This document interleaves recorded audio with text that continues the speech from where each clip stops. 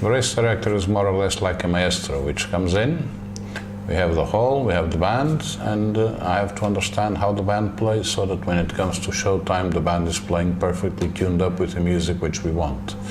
In this case, we're talking track marshals, we're talking recovery, medical, drivers, teams. There is a big setup, a big number of people which are involved in the event, which I tend to manage on the days of free practice and qualifying, so that I can understand their way of working, their way of operating, so that when it comes to the race day, everything is within the standards of what we want, so that the show can go on and be done properly. The start was funny, let's put it like that. I used to have fun on weekends by repairing two-stroke engines on small motorcycles. From that, a friend of mine invited me to do the same on a two-stroke karting engine at the time. We were talking 1977. And then in 1979, I went to the World Karting Championship in Estoril to buy a chassis from one of the teams which was there, Zip Kart at the time, led by Martin Heinz, which was a fantastic karting driver at the time. And I was going to buy a Zip Shadow 77, that was the chassis. It was something really very performing, and I saw the weekend on the grandstand, and I said, well, this is not exactly how I want to see racing. The mechanic part was no longer giving me the adrenaline which I needed, and on the Monday after the World Championship, this was the 24th of September 1979, I started as a trainee dismantling the karting track, because Estoril had a karting track which occupied a part of the automobile track, let's say like that. So it had to be, all the straw bales and all the curbs had to be removed. That's how I started in this business. Then it went along from track marshal to chief post, chief zone, chief track marshal, all the way up until I did several things from parks to pit lane services. I helped in scrutineering. I did scrutineering for rallies, marking tires. I did quite a lot of few things. And then the opportunity to become a race director popped up in a karting race, and that's where it started. And in 2002, I was already clerk of the course in Estoril with the club which I worked with. The opportunity came to do the FIA GT Championship, which was a big, it was a phone call surprise in February during the morning. Jürgen called me if I was available to do the season. It was a package which included FIA GT and ETCC. I said, well, maybe the train doesn't stop a second time, why not grab it?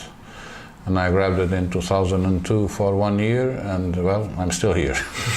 It went from FIA GT and ETCC. Later on in 2005, ETCC was upgraded to WTCC. I did it until 2009, which were 110 races. Good fun, had a good time doing it, really enjoyed it, had a lot of friends there. 2010, the FIA decided I should be moved on to do the FIA GT World Championship, which lasted 2 years, and in 2011, at the end of the year, I was invited to come and do the World Endurance Championship, where I am currently. And since I'm doing endurance here, I do also the European Le Mans Series and the Asian Le Mans Series, so I'm having my share of fun doing endurance racing. In race control, it depends from circuit to circuit. Some circuits I have more people which are local, some circuits I have less people which are local. The numbers can vary very much from 10 to 20, it can vary a lot.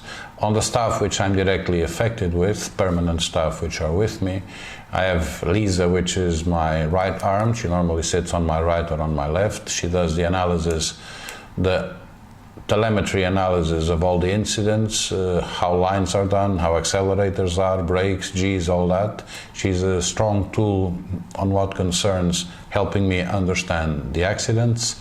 Beside Lisa, I have Cristiano, which takes care of one thing which is relatively common nowadays, which is track limits.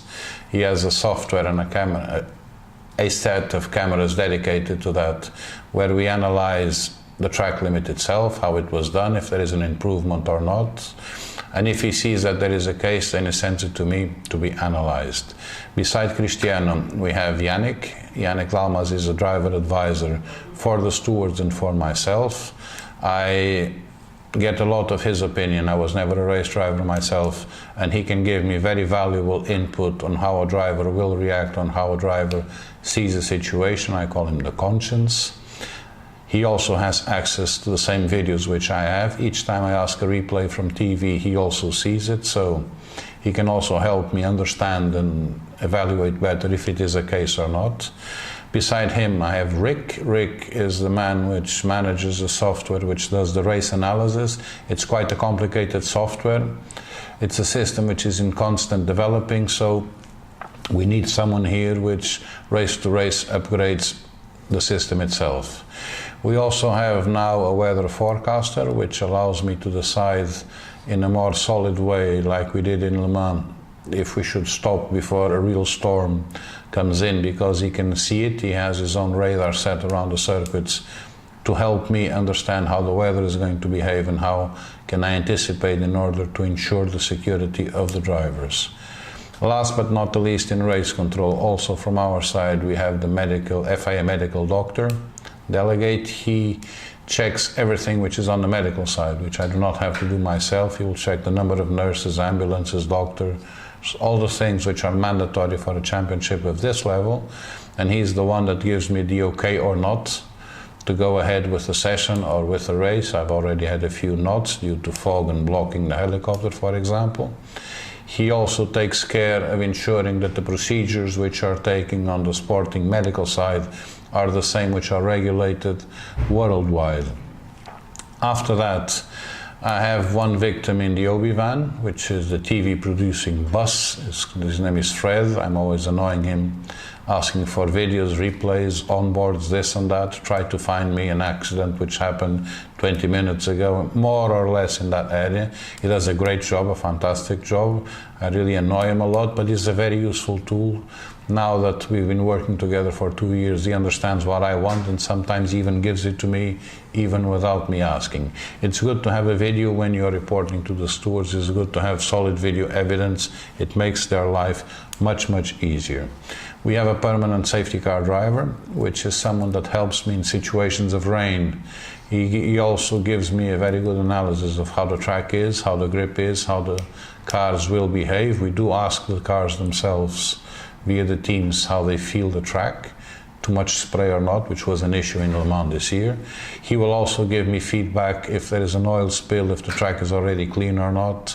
He gives me that kind of information, which is very, very important. I have timing, which I'm also directly connected with. They solve me a lot of problems of overtakings, this and that. Sometimes it's not an area which is covered by a camera.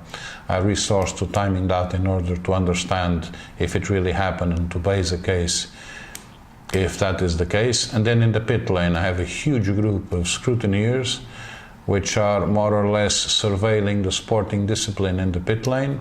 And at the same time, if I have a car which shows a mechanical problem, immediately I will get one of them to tell me his opinion as a scrutineer if that is a danger or not a danger to other competitors which are involved in the same race.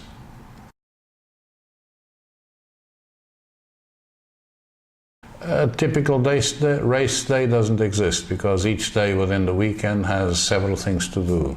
On arrival, first priority is to see the track, see if anything needs repair. Sometimes the people from the circuit, by the fact that they use it on a daily basis, they don't feel the wear out of the circuit. So first objective is to go out on track, check the curves, check if everything is okay, if everything is painted, damaged protection systems, check all that. Then once that stage is done, then you start moving on. You go through the notes of the previous years, you start building your briefing notes based on the notes of the previous year, based on what happened on the previous races, to adapt, to anticipate as much as possible the problems which you can have. Then you come to the first times that you go on track, which is normally on a Friday. Friday morning we do an inspection on track with all the marshals around the track so that we can make sure that everything is in place. We set out the first session. That's where we start understanding how quick, how swift the means which we have to work with are, how far will the marshals expose themselves to dangers or not, and then you start understanding how you're going to behave during the race. You and the drivers do the same. The free practice sessions are used exactly for that. Friday is also an important day because we do the safety car exercise. There we understand how our permanent driver adapts himself to the track. We also understand the performance of the medical car and sometimes other support vehicles which we use so that I can be sure that when I deploy them, if I need during the race, what cares I should take. For example, the medical car follows the pack on the first racing lap. Does he have speed? Are the lines good? Do we need to improve on the driving of the medical side? I use Yannick to do this also. He is my conscience. He advises me on incidents on track and all that. He also works in race control. He analyzes the behavior of the medical car driver, and it's not rare that we then invite the medical car driver to do a few laps with Yannick in order to tune up a little bit better the approach, the braking areas, all this. This is all done during the free practice session days so that we can understand the circuit, so that we can understand how the whole machine works. After this, then it comes the day of the race. Sunday morning starts also with a track inspection. From then we move on to a briefing with a very short number of drivers, which is the drivers which will take the start of the race. We've done a general briefing on Friday so that they all understand what we want from the weekend. Here it's very specific. Based on the experience from the weekend, we need to tell them exactly what we want during the formation laps and all that to make sure that we have 4 championships out there, so with 4 different levels of performance, so that the grid looks good and it's safe at the same time. Then we go for the race. And there everyone crosses his fingers so that we have the less intervention as possible.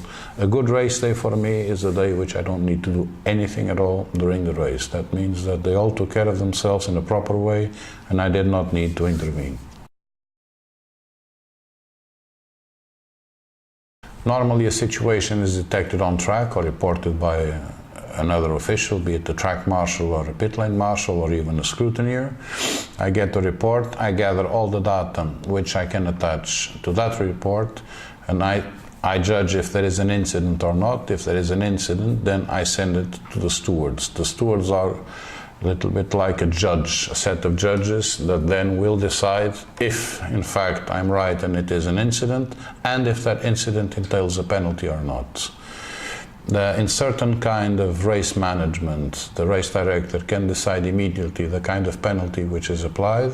The FIA procedure has it that it has to be the stewards deciding what penalty I will then apply to the driver or to the team.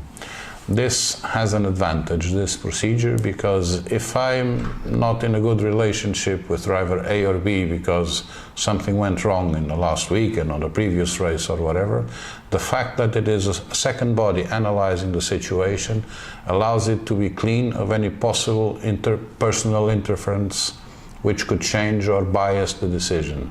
So I'm oftenly invited to give my opinion on what penalty I would recommend on that, but it's always filtered by the stewards and it's always their decision what penalty will be applied to driver A for this or for that.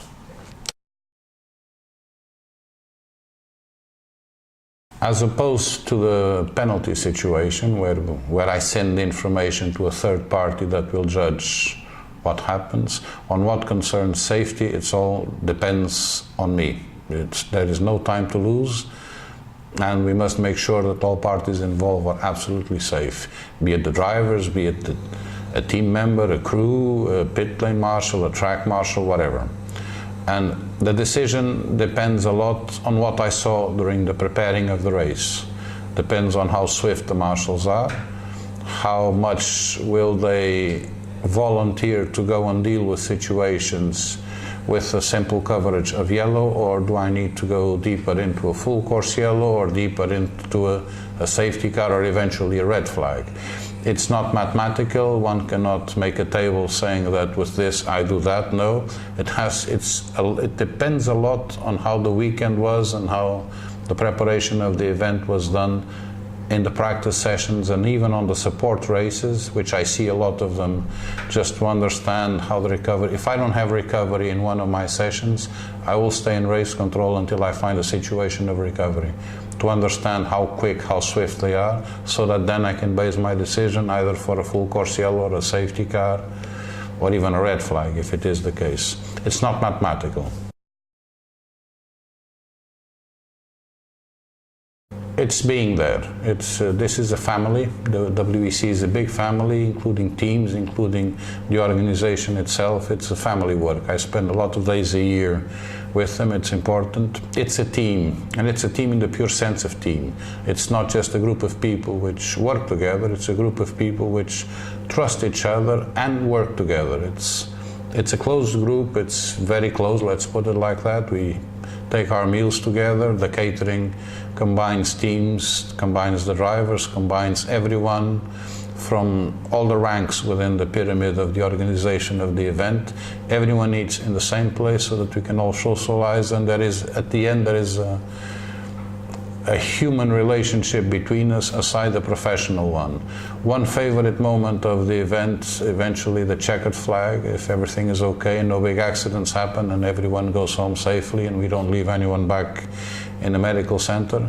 Yes, that's a good day for me, that everything ended out good and well, and we can all go home with a smile in our faces. Everyone will be happy, no, because there will always be one winner. All the others are losers, but that's part of the rules of the game. That's how it works.